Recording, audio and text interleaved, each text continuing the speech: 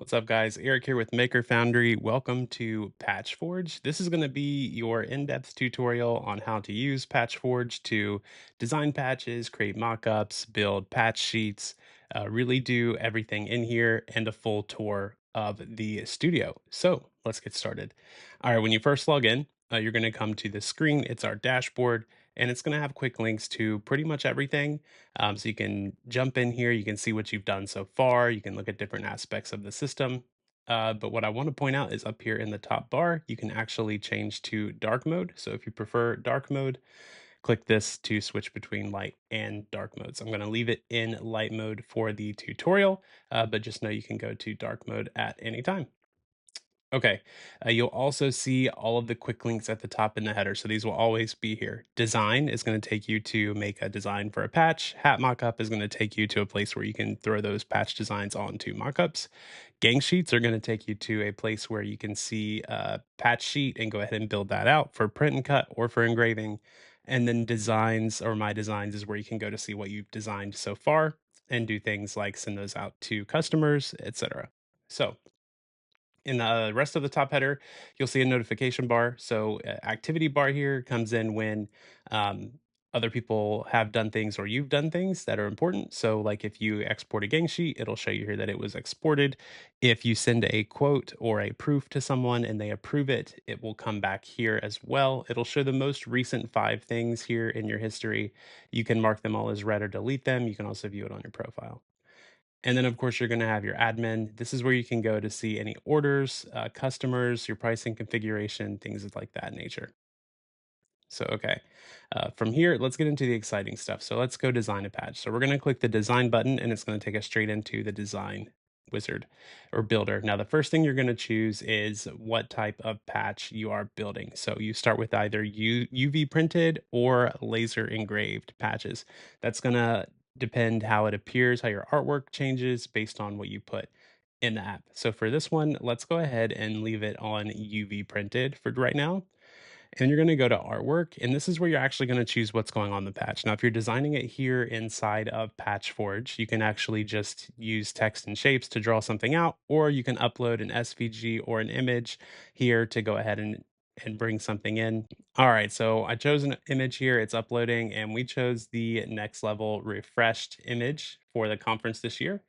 Just because I feel like the timing is pretty cool. So once you have the patch uploaded, you'll notice that because it's transparent, it went ahead and mapped the edges to the transparent bit and it automatically chose a shape of a die cut patch, but you can change this around. You can also change your artwork scale. You can remove backgrounds. You can vectorize it for engraving. You can trace by layer, trace by color. So there is a bunch of stuff in here to get those traced out, to view those in an SVG form, to do them as laser engraved. But since we're leaving this as a UV printed patch, we're actually not going to do any of that. You can also adjust. So if you want to change the image, like the brightness or the contrast, you can definitely do that here as well. It's all built in. And then if you want to do like an effect, like a sort of overlay, you can do those as well. These are color gradient overlays. We're going to leave that alone for now. And then once we have our image ready, we're going to go and choose our patch shape. Now, the default, like I mentioned, is die cut. Now, when you choose a die cut patch, you do need to set the cut margin. So this is how far away from the edge is that cut going to go. Now, you'll notice if you drag it closer towards 0 or negative, it's going to be inside of the edge. And if you go towards the further side, it's going to be further away. So you're going to have more of a margin there on the patch itself. Let's drag this down to like 5 pixels. And once we drag it, it should recalculate this to make it smooth. And then we're still kind of just barely in the lines there. So let's make that a little bigger. And I think this looks good. So we'll use this as our patch cut shape. Now, if you want to change that to just a circle or something, you definitely can, right? You can change it to a circle, you can change it to a square, you can change it to a rounded rectangle, and then you can put a border radius on there to curve the corners. You know, there's a bunch of stuff you can do from that, but we're going to leave it as die cut just to make it a little easier here. And then we're actually going to change the size. So you can always set your patch size over here in the side. We're going to set it to 2.5 inches tall. And that gets us 3.8 wide. It's actually a little too big. We don't want to be wider than 3.5 inches on a hat patch. So I'm going to drop that back down to 3.5. And then it's going to resize the height to fall in line. And then I accidentally bumped that image. So let's move it and the border should follow. Okay, cool. So this is our patch. And again, if you want to make the margin just a little bit bigger, you can to make sure you're not losing anything. There we go. We should be good to go overall. Now, if you want to just print and cut this, you're honestly okay just to download it from here if you want, because you'll get a print and a cut file. But we're going to do a little more here. So we're actually going to change the material so we can preview it first. So we're going to print this on white. So we're going to choose just a regular glossy white leather. So this is what it would look like printed on a white leather. Now you can also use PatchForge for things like keychains or really anything. You would just set the patch shape to the shape of the keychain and then add in like a cut circle. Or you can use it for just anything that you want to print and cut. You can technically get a print and cut line and export them from here. But it really was made for patches. So there's a bunch of patch, terminology in here, but that can be changed around for whatever you're looking to do with it. So you can also change like your material to really anything. There are tri-layer acrylics in here too. If I scroll down, if you want to do any type of multi-level engraving, so there's both dual layer and tri-layer acrylics. On the tri-layers, you can assign the levels of the SVG or the layers within the SVG individual items if you trace it. This one is a PNG, so it's not going to work like that. It would use a color map if we tried to do it that way and then do a trace. But if you had an SVG and you did that, it would look fine. Same with if you wanted to like do it on a UV printed background. Now you can also upload your own UV printed pattern, right? So you can upload your own pattern as a material and then actually use it as well. So that's something that's possible in here, but we're going to leave this as white for right now to go through here. And then if you want to, you can go back into shape and you can also choose an edge finish. So if you want to do like a faux stitch or a mirrored edge, if you want to kind of see what that would look like on here, you can always do that. We're not going to put any of that on here. Now, once you have it ready, you can give it a name and save it if you want to keep it here for later. I'm going to name it, actually, it's NLMC this year, right? Next Level Maker Conference 26. And we're going to hit save. And now that's been saved to the library if we look down here in the bottom.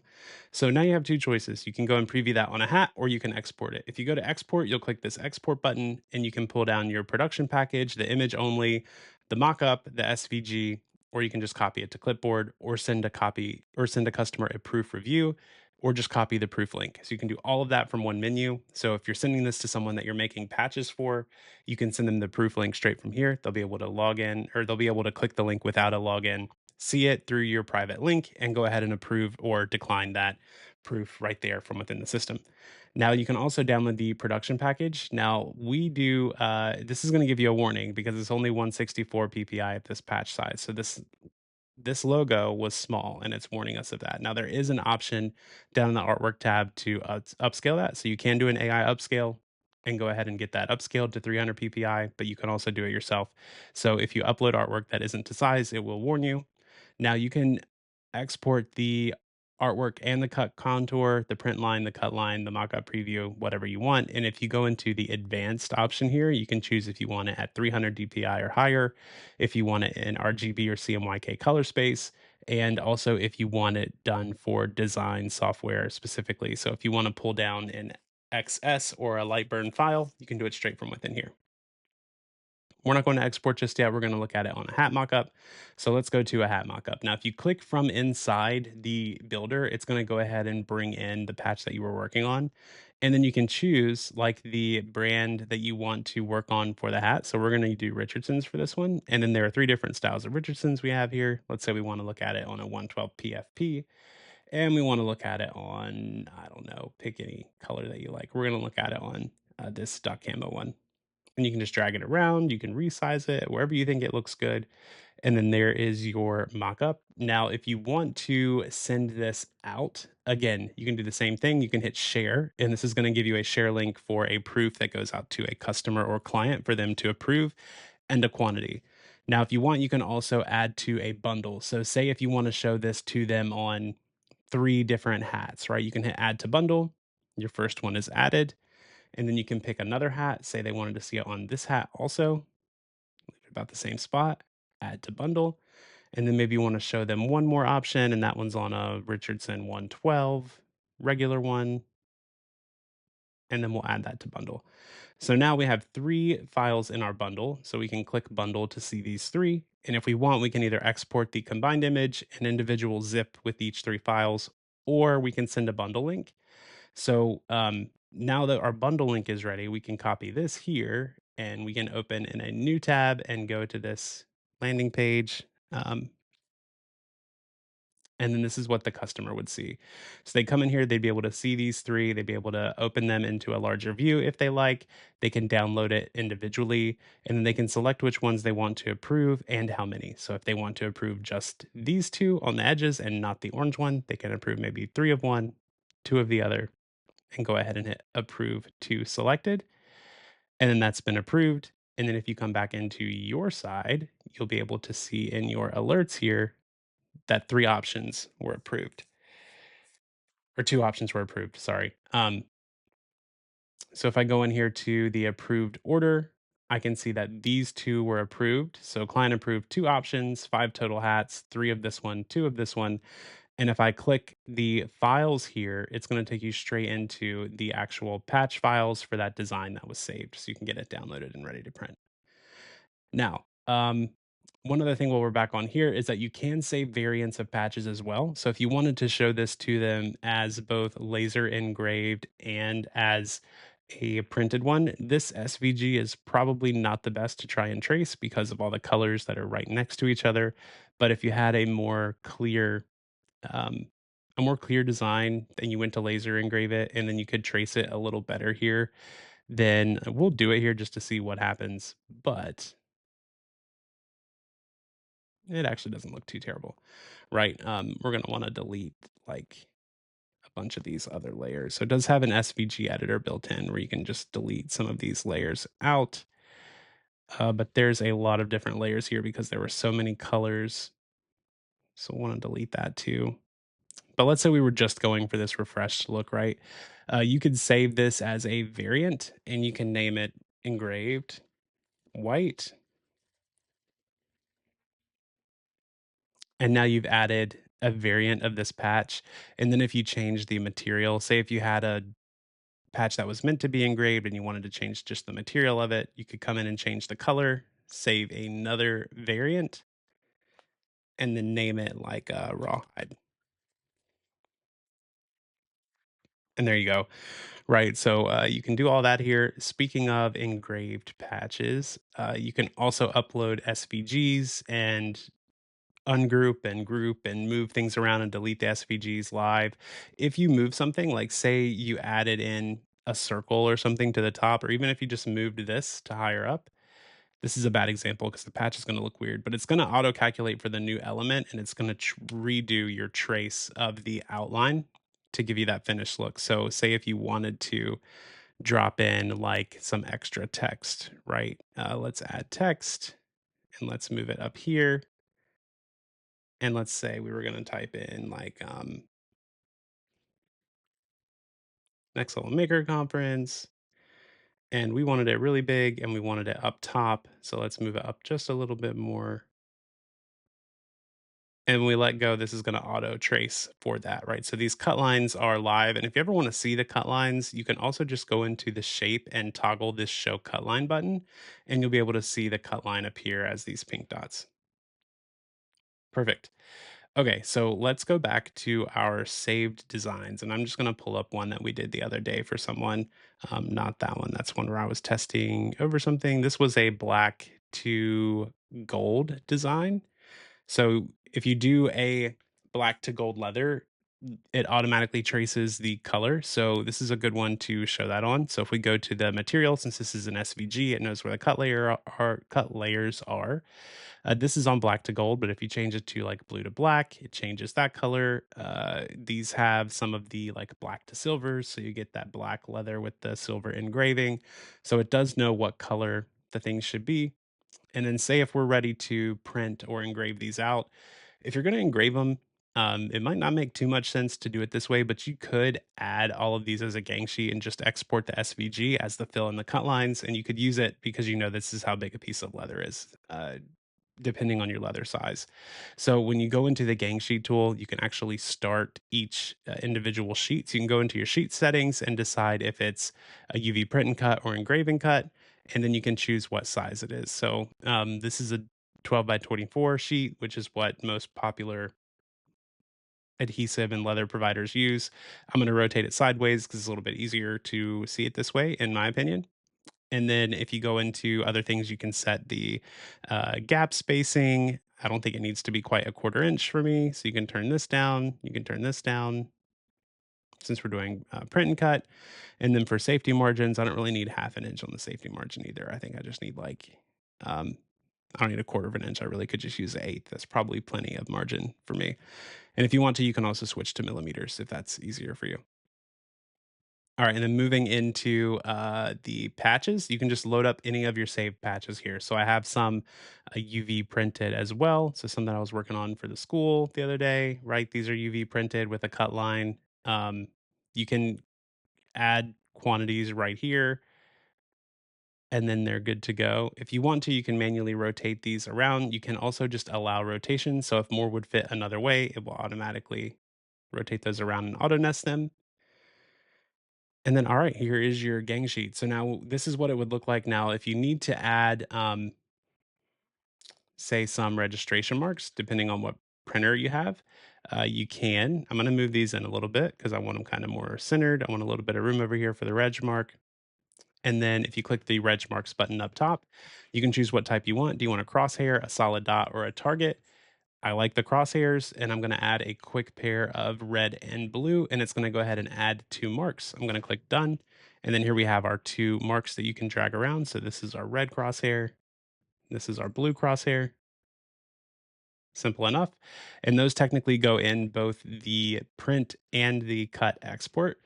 And then you can just go ahead and export for production. So you can either click export print and cut, which is your .zip. That's going to include the PNG and the SVG only. That's what's included there. But if you export for production and go through this menu, you can choose whether it's for print and engrave and exactly what you want. So I want the PNG, I want the SVG, or maybe I want the LightBurn file. You can choose if you want the LightBurn or the XCS file as well. And we also have print format and PDF for those of you on Rasterlink. So you can go ahead and use this for Mimakis also. And then you can give it a file name. And I'm just going to name it Northside Print and Cut.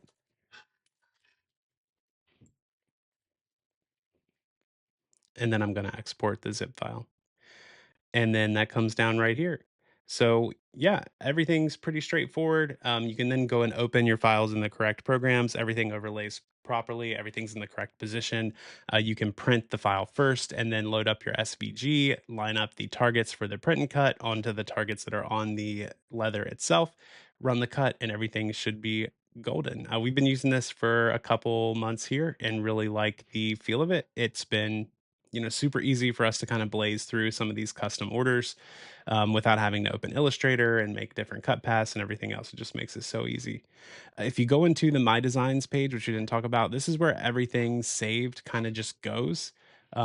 So you do have cloud storage in here. Everybody gets a gigabyte. If it starts getting abused, that may change, but you have a gigabyte here. If it starts getting full, you can start deleting some of these items. It'll tell you if it's cloud stored or if it's local stored.